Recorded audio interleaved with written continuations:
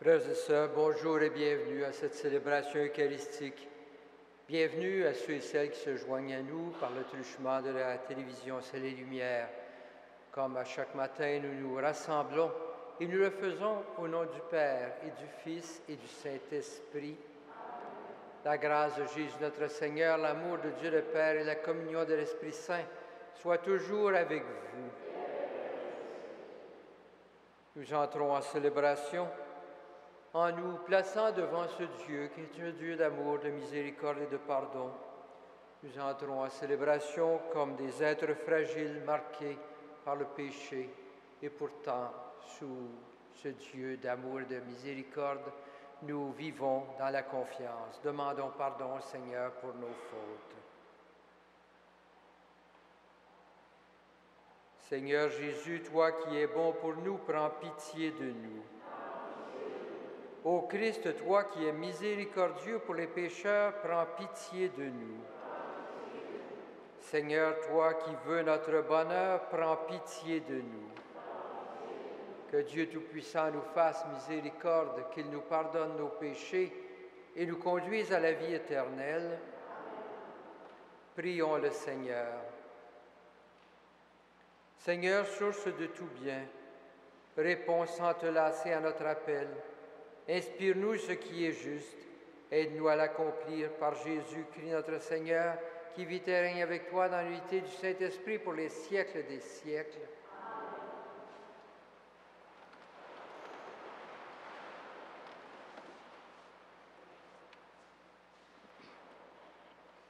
Lecture du livre d'Osée. Parole du Seigneur.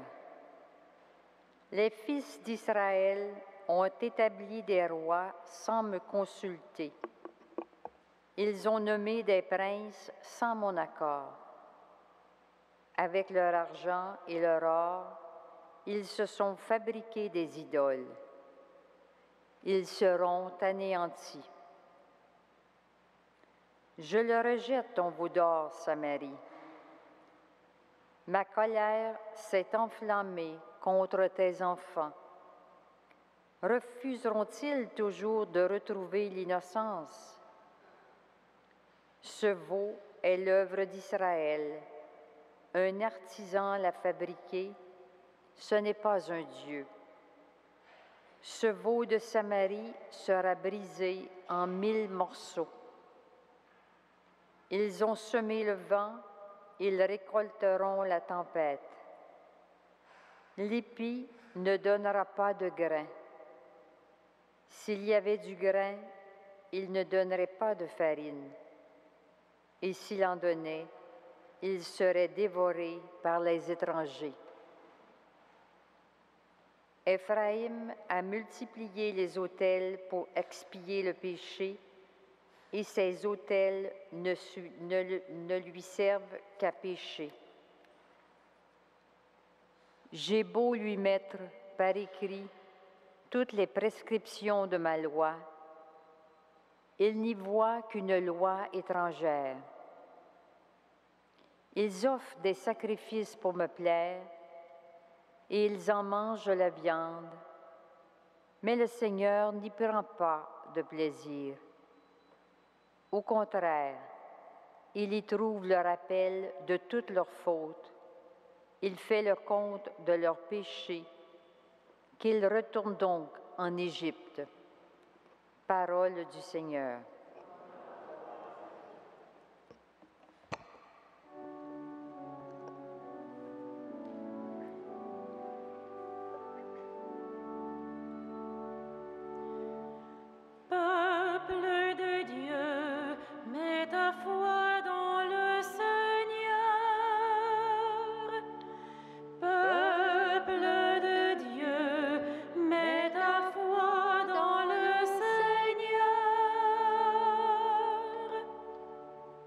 Notre Dieu, il est au ciel. Tout ce qu'il veut, il le fait. Leurs idoles, or et argent, ouvrage de mains humaines. Elles ont une bouche et ne parlent pas, des yeux et ne voient pas, des oreilles et n'entendent pas. des narines et ne sentent pas. Leurs mains ne peuvent toucher, leurs pieds ne peuvent marcher, qu'ils deviennent comme elles, tous ceux qui les font. Israël, mets ta foi dans le Seigneur, le secours, le bouclier, c'est lui. Vous qui le craignez, ayez foi dans le Seigneur, le secours, le bouclier, c'est lui. Peuple de Dieu, mets ta foi dans le Seigneur.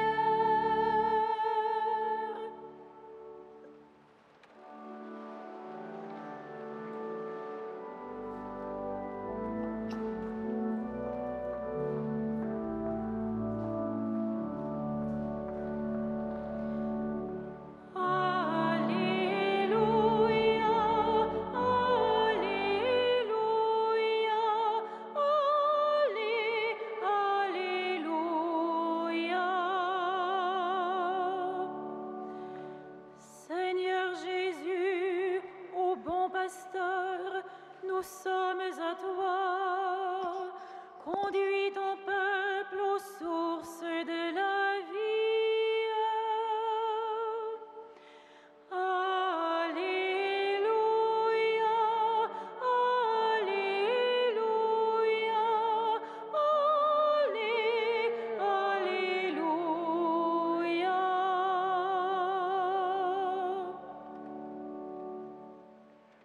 Le Seigneur soit avec vous. Évangile de Jésus-Christ selon saint Matthieu.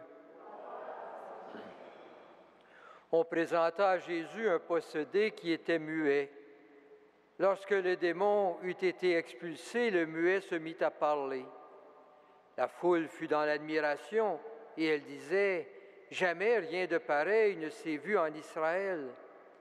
Mais les pharisiens, eux, disaient, c'est par le chef des démons qu'il expulse les démons. Jésus parcourait toutes les villes et tous les villages, enseignant dans leurs synagogues, proclamant la bonne nouvelle du royaume et guérissait toutes les maladies et toute infirmité. Voyant les foules, il eut pitié d'elles, parce qu'elles étaient fatiguées et abattues, comme des brebis sans berger. Il dit alors à ses disciples, la moisson est abondante et les ouvriers peu nombreux. Priez donc le maître de la moisson d'envoyer des ouvriers pour sa moisson. Acclamons la parole de Dieu. Louange à toi, Seigneur Jésus.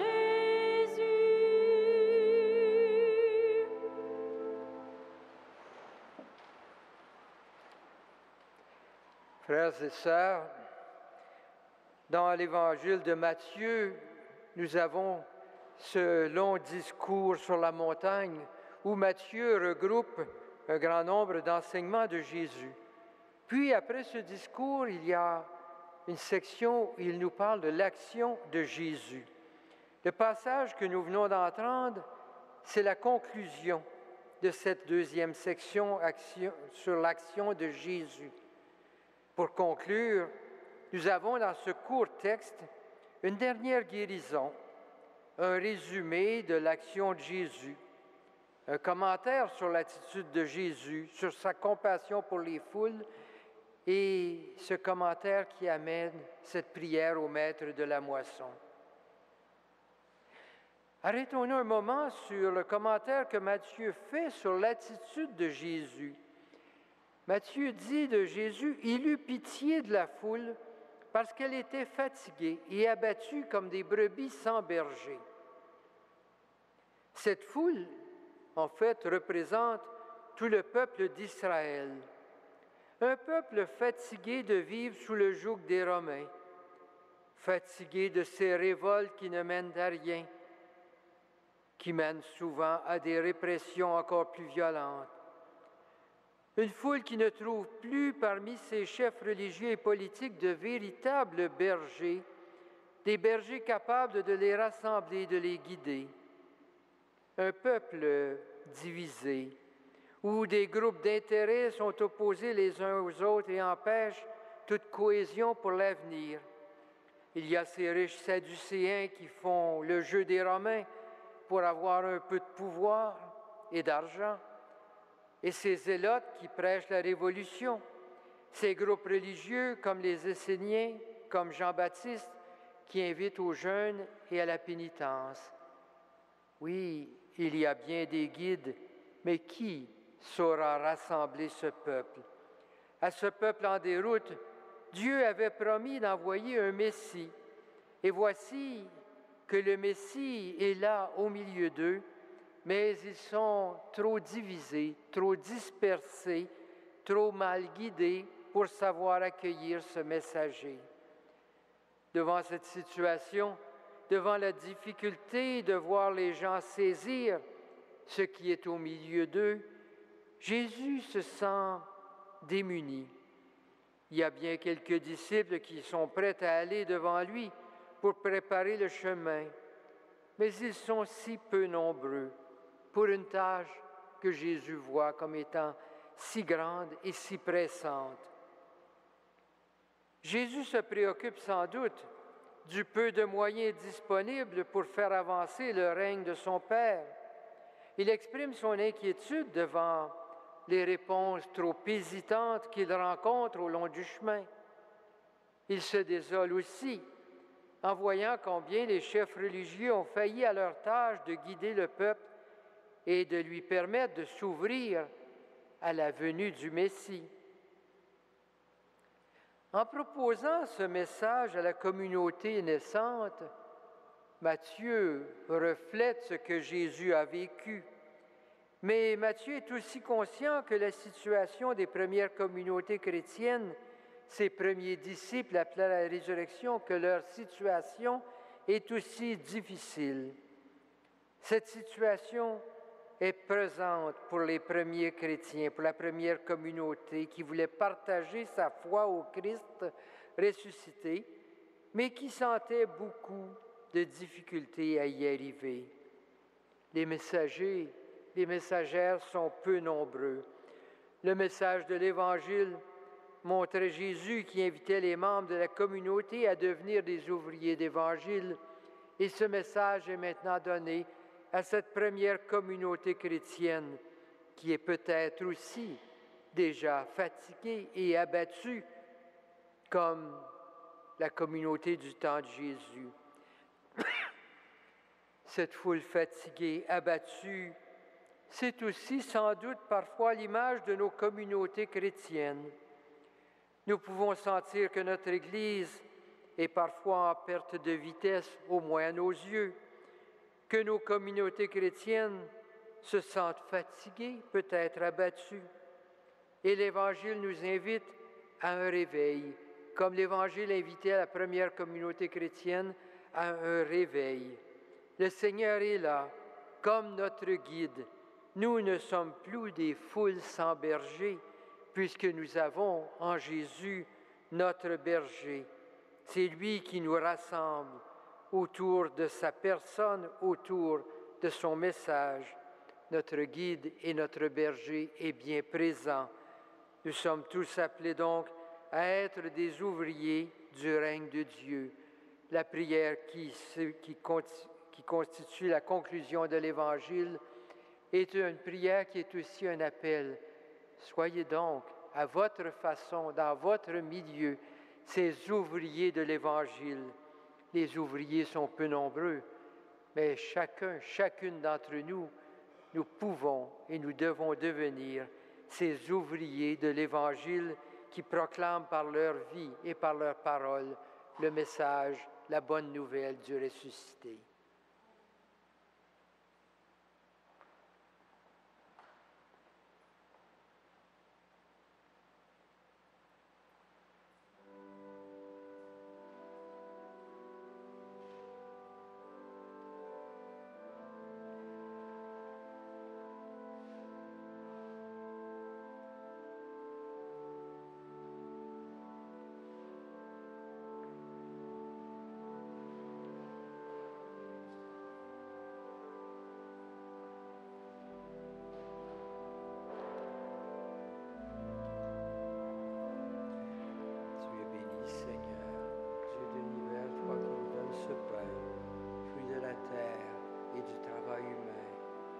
te le présentons, ce pain sera pour nous le pain du salut.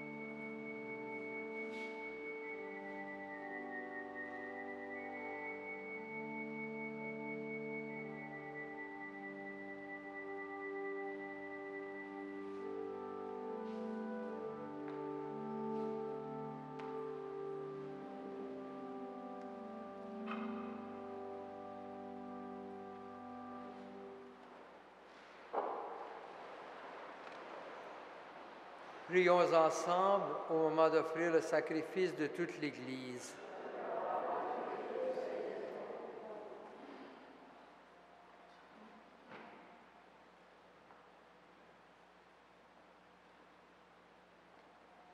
Le Seigneur soit avec vous. Élevons notre cœur. Rendons grâce au Seigneur notre Dieu. Vraiment, il est juste et bon de te rendre gloire, de t'offrir notre action de grâce, toujours et en tout lieu. À toi, Père très saint, Dieu éternel et tout-puissant. Dans ta bonté, tu as créé l'être humain. Et comme il avait mérité la condamnation, tu l'as racheté dans ta miséricorde par le Christ notre Seigneur. C'est par lui que les anges célèbrent ta grandeur, que les esprits bienheureux adorent ta gloire, que s'inclinent devant toi les puissances d'en haut, et tressaillent d'une même allégresse les innombrables créatures des cieux. À leur hymne de louange, laisse-nous joindre nos voix pour chanter et proclamer.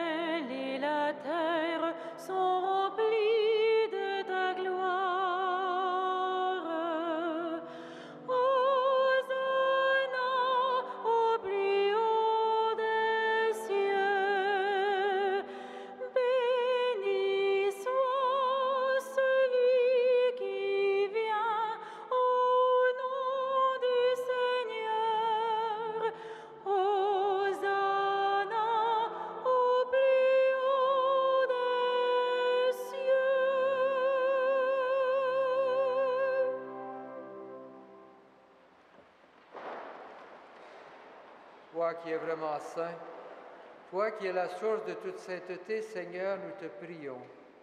Sanctifie ces offrandes en répandant sur elles ton esprit, qu'elles deviennent pour nous le corps et le sang de Jésus, le Christ notre Seigneur. Au moment d'être livré et d'entrer librement dans sa passion, il prit le pain, il rendit grâce, il le rompit, et le donna à ses disciples en disant, « Prenez et mangez-en tous, ceci est mon corps livré pour vous. »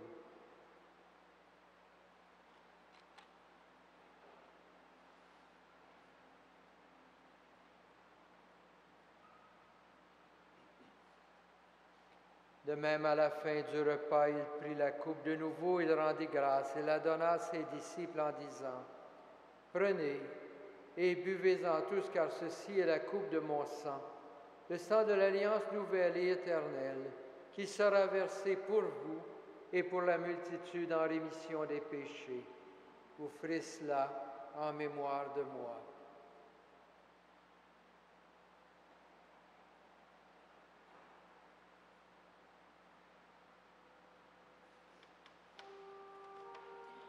Il est grand le mystère de la foi. Nous proclamons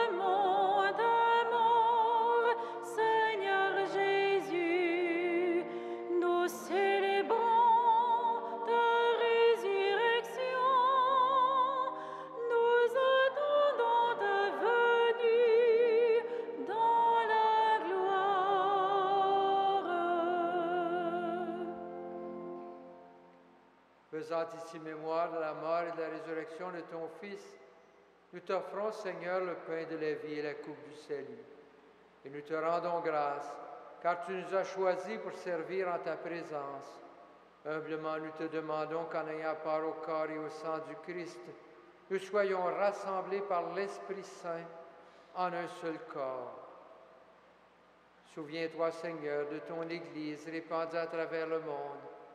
Fais-la grandir en ta charité avec le pape Benoît, notre évêque Christian et toutes les personnes qui ont charge de ton peuple.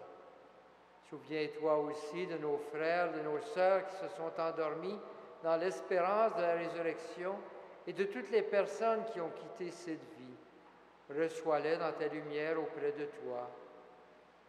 Sur nous tous, enfin, sur tous ceux qui se confient à nos prières, nous implorons ta bonté. Permets qu'avec la Vierge Marie, la bienheureuse Mère de Dieu, avec Saint Joseph, son époux, avec les apôtres, avec Saint Frère André, les saints de tous les temps qui ont vécu dans ton amitié, nous ayons parlé de la vie éternelle et que nous chantions ta louange par Jésus-Christ, ton Fils bien-aimé. Par lui, avec lui et en lui, à toi, Dieu le Père Tout-Puissant, dans l'unité du Saint-Esprit, tout honneur et toute gloire pour les siècles des siècles.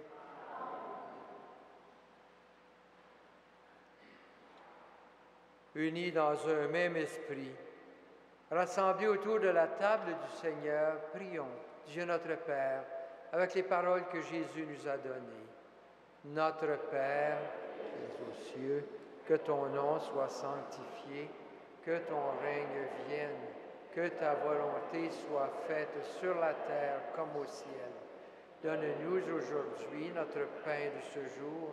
Pardonne-nous nos offenses, comme nous pardonnons aussi à ceux qui nous ont offensés, et ne nous soumets pas à la tentation, mais délivre-nous du mal. Délivre-nous de tout mal, Seigneur, et donne la paix à notre temps. Par ta miséricorde, libère-nous du péché. Rassure-nous devant les épreuves en cette vie où nous espérons le bonheur que tu promets et l'avènement de Jésus-Christ, notre Sauveur.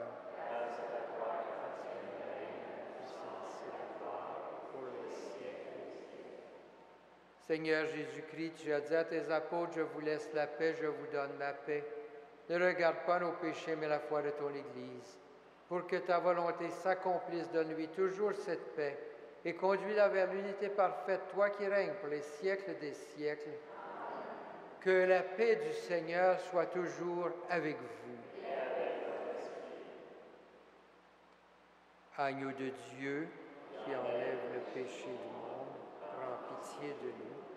Agneau de Dieu qui enlève le péché du monde, prends pitié de nous. Agneau de Dieu qui enlève le péché du monde, donne-nous la paix.